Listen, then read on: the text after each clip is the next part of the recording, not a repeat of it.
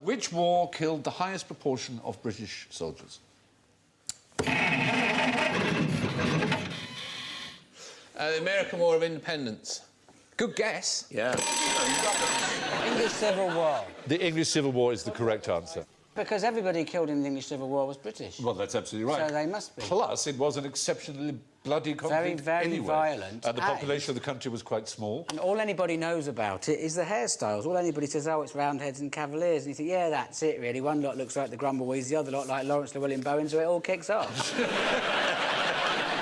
That man's got a wooden leg and riding side saddle. Apparently, 90% of Britons cannot name a single battle of the English Civil War. 80% do not know which English king was executed by Parliament. And 67% of schoolchildren have never heard of Oliver Cromwell. Good.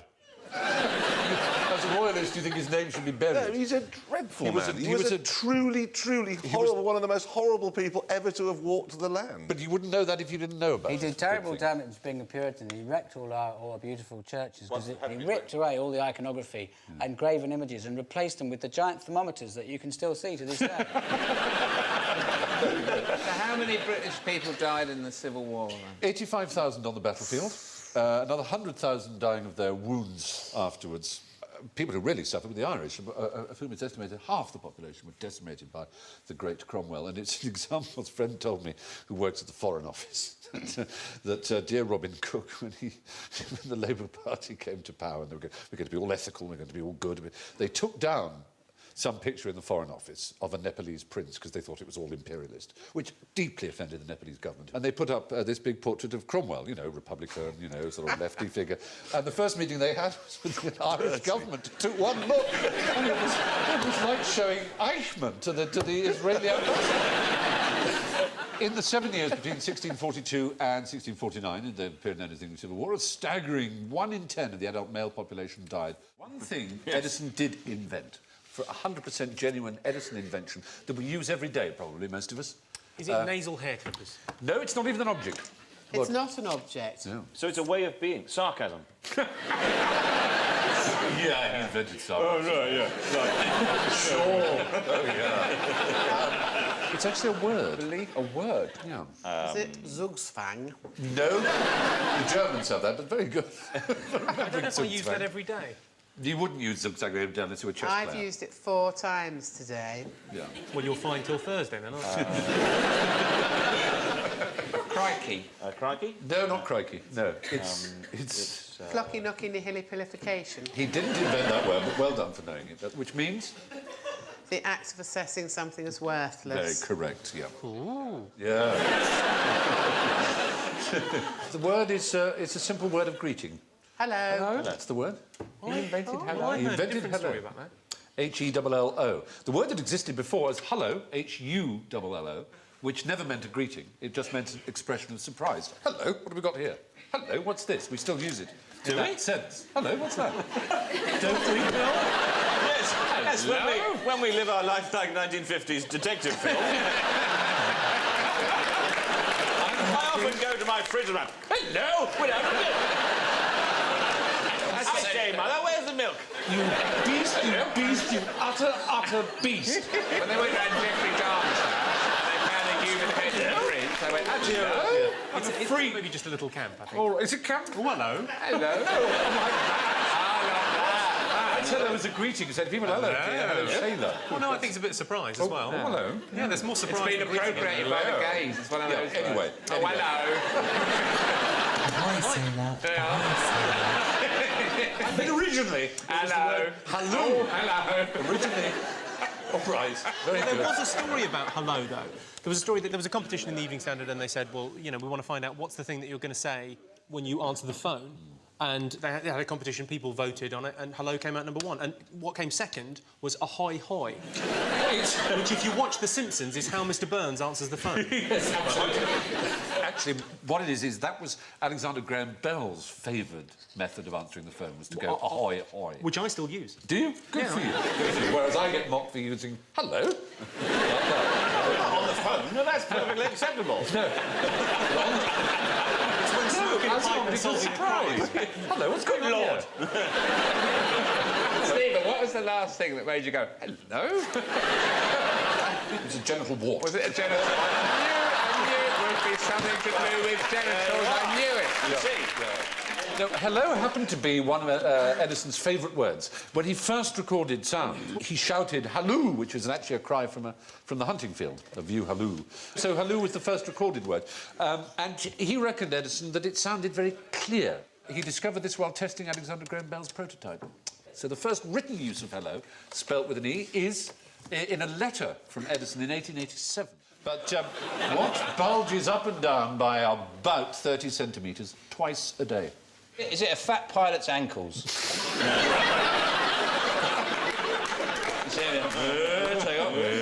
That's not true to them.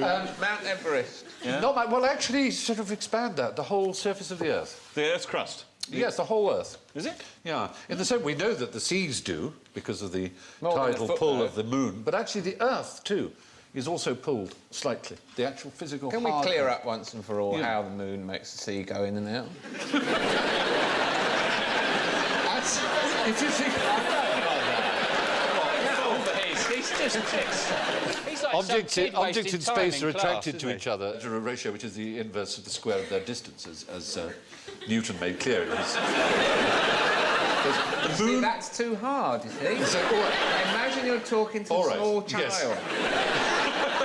I was. You were in the Imagine that the sea is made of iron filings and the moon is a magnet. Use another form of attraction. Why is other the than moon a gravity. magnet? Because it has a gravitational effect, which is a force like magnetism. It's one Surely of the Earth three is stronger than the forces. moon. Why doesn't the moon get pulled into us? Well, it is. It's in an orbit. It's entirely around us. But like it's that. fighting But against it still has a. You know, we have a massive effect on it. If it had water, obviously its tides would Be a doesn't terrible matter. state. Yeah, but so as over each bit, it's literally pulling the seas, and they sea. bulge, and you get the tides. and Does as it pull goes the round- liquid in people, though? To We are some extent. 90% water, aren't we? Yeah, there is an argument. Aren't we going Yeah. the whole time? Never mind all this. you're Oh, right. you've got Pisces rising in your sun. you're all that. absolutely right. That's all just a distraction. The moon's making us go all the time. It's not making us do that all the time, or we would have noticed. But in a very minor way, Some people do we that. behave a little bit like the Spanish basketball team because it's. Have you ever heard of a thing called a book? Yeah. About that big, and you open them up at the front, right, and there's all the words. And it sucks them into Always your good to learn, brain. Sean. It's never good to mock people who are trying. Hang on. When you say try, Who has the least use for Jeremy Clarkson? What two things come to mind when we think of Jeremy?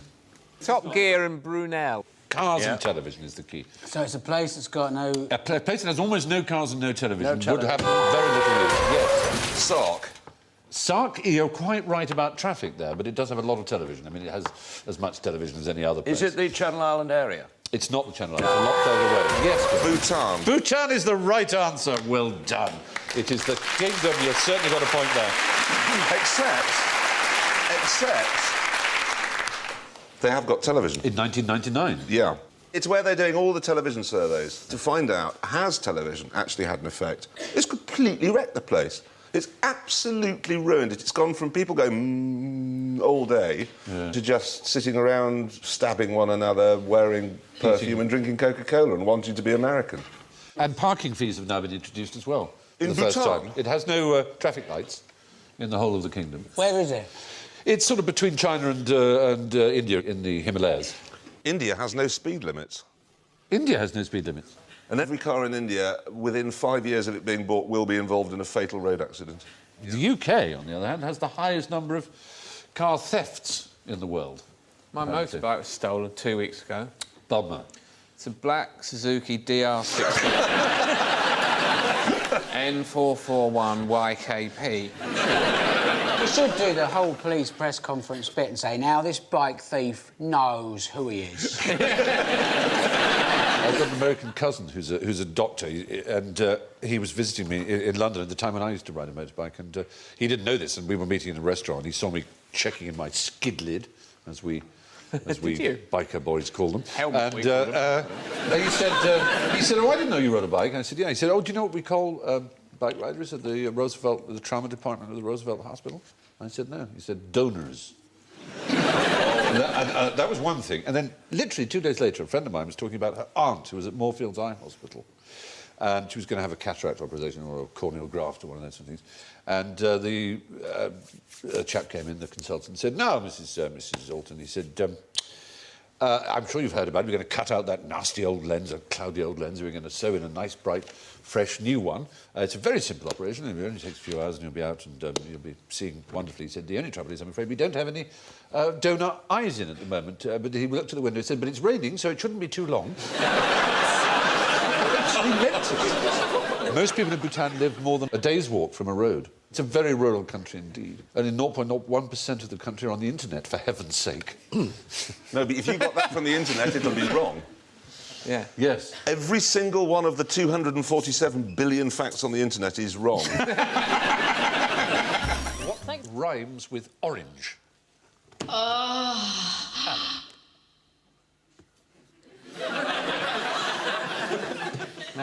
Nothing. Oh, lordy bless. Flange. Flange. Orange. Can you think of any words that might rhyme with it? Orange. Orange would rhyme with it, yeah. Yeah. I don't think there is such a thing as borange. There's borange. No, borange. Lozenge. That's what you suck up. Sir, Locke's making it up, sir. It's terribly close, because there's Blorange. Blorange? It's a place. Anyone know where Blorange is? Well, it sounds like it's in Belgium. No, closer to home. Blorange. Wales. Wales it is. It is. It overlooks Abergavenny. It has a famous car park. Well, a horse is buried there, a famous horse called Fox Hunter. There's also Gorringe. If you say porridge with a cold. Yeah. Yes. Porridge. Cold.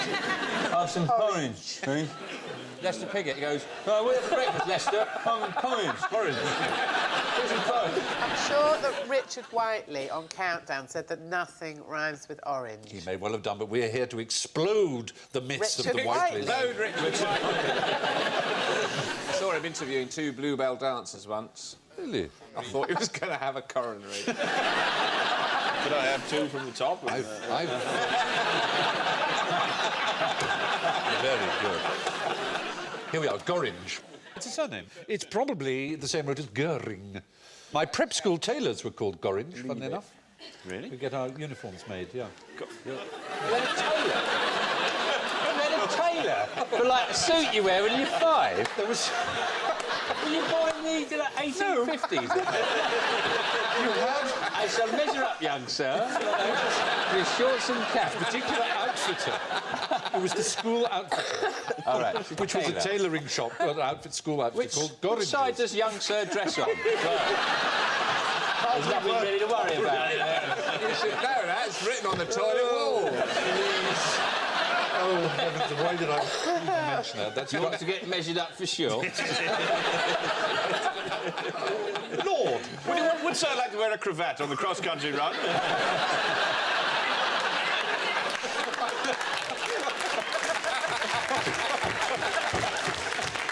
You're all such beasts.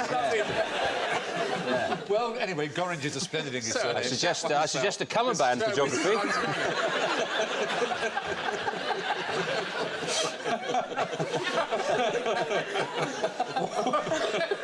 I say. Would you rather like this pink polenta? Utter rotters. Gorringe is the splendid English surname of, amongst others, Henry Honeychurch Gorringe, who brought Cleopatra's Needle to New York Central Park, in case you didn't know. Phil, time for you. Does your bird like chocolate? My bird? Yeah. Does she like chocolates? My bird likes chocolate, yes. It's very popular with... Have you got a bird, then? I don't know.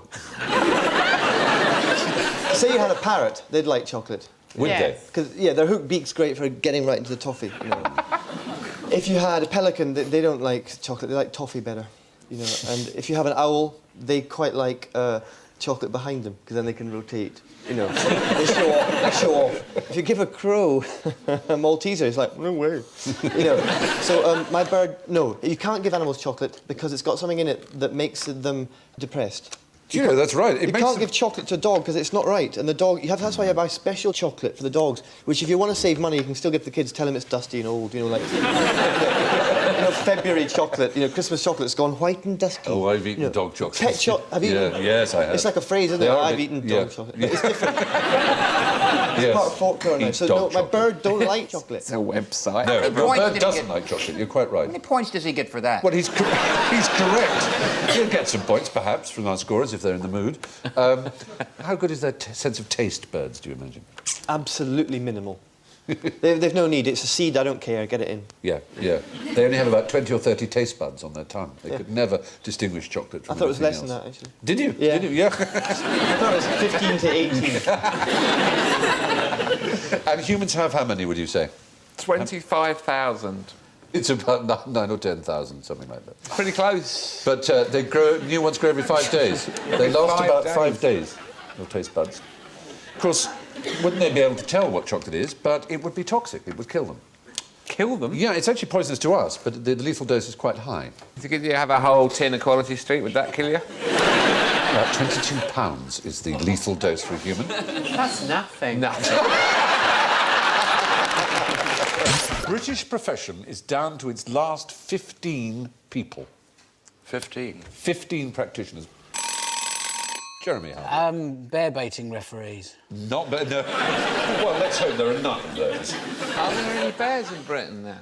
In zoos only, I believe. Do you remember Hercules, the bear? Do you remember? He was a TV star. He mauled a television presenter. And he's here tonight.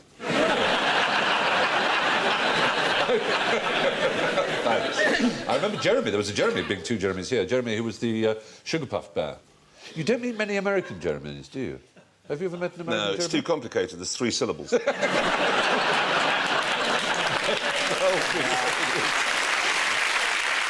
it people who make windmills? No, it's a There peculiar are job. 15 adult practitioners. 15 registered professionals. I suspect there are many more amateurs. Teachers. Town criers. Town criers, no. Though the voice does come into this. The voice comes into I was going to say talking commode one. services, but... The voice. There used to be voice. lots more of them. They use their voice professionally. There used to be 400 or so about in the 1950s. In the not 50s? town criers. Yeah. Their name means stomach talker. Ventriloquists. Ventriloquist is the right answer. Well, they usually said stomach. There are now only 15 ventriloquists. And Keith Harris, so I suppose that's 16. No. There are only 15 professional ventriloquists left Good gracious. in Britain. Did you know any? Who fell off the And roof? I saw a topless vent recently. Really? Hang on, Never like saw a the lips puppet move. or the act. Who was the one? Was it the radio one who was hopeless? Peter Brough. Peter Brough. He was that's right. wonderful. It didn't But matter, his though, lips did moved it? all the time. Yes. He's on the radio, Steve. doesn't I know, but he matter. did do stage performances. The point is, he stood right at the back of the stage. No, he became so popular, it all went to his head. It was based on and he him. went onto stage and just spoke like this, you know, you could see his lips. Beryl Reid was in Educating Archie, this show. And Peter was a nice man. He got very self-conscious about his lack of skill. And he said, Beryl, do you ever see my lips moving? And she said, only when the doll's talking. Ken Campbell does a show about it, doesn't he? Yes. A whole show about ventriloquism, which he reckons is one of the oldest arts ever. How do they know it's one of the oldest jobs in the world? Supposedly, prostitution, of course, is the oldest profession. How do they know Yes. Well, quite. It's just, that's its sobriquet, isn't it? The oldest profession. that? I know, yeah. Yeah. You never know how they know. There was No, a quite. time when there were only Midwife. prostitutes and ventriloquists kicking around. Everyone else is self-sufficient, like Tom Clarkson. Well, they were divided into two, those whose lips moved and those whose lips didn't. I think that's funny, but I'm not sure why. There are, however, 280,000 heroin and crack addicts in Britain. Have they really? Yeah. Oh, I've just spent the weekend in Amsterdam where I combined the two. Oh, well done. Drugs and prostitution. The rule book for Dutch prostitutes is that thick. It's an inch thick of what you can and can't do. I bet they can do something with that, though, can't they? I went into a brothel on Saturday. You heard it here first, folks. It was exactly like the motorway service station lavatory. But that was a welcome The break. smell...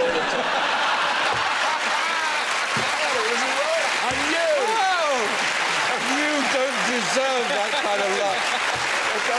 You don't deserve it. Where is it possible to live on a diet of smut without the neighbours complaining? In the green room at Channel 5.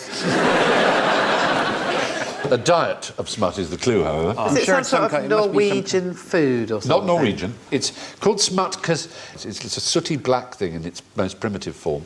Caviar. No, really sooty and smutty in that A sense. bit of coal. No, but a living thing.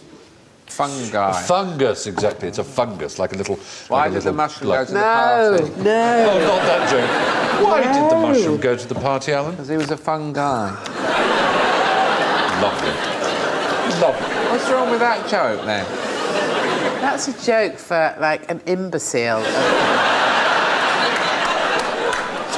You know, of kind of 0.7 years old. What's brown and sticky? Oh, no. I don't know. A stick. I I'm worried by the audience What do you reaction call here. a boomerang that won't come back?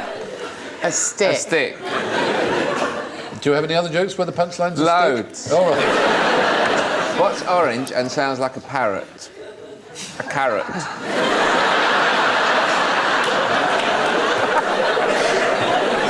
What's red and silly? A blood clot. Oh, don't look at me like that! You pig-eyed sack of shit! Don't you do that! You spoiled it. Now, the smut fungus, Ustilaginales or something similar, is found in Mexico, in particular where it's prized as a food. What's Right. red and sits in the corner? A naughty strawberry. Very good. What's green and sings? Elvis Parsley. How many heads did Jesus' granny have? Maternal or paternal? Well, if you think about it, he only had a maternal grandmother because his father wasn't Joseph.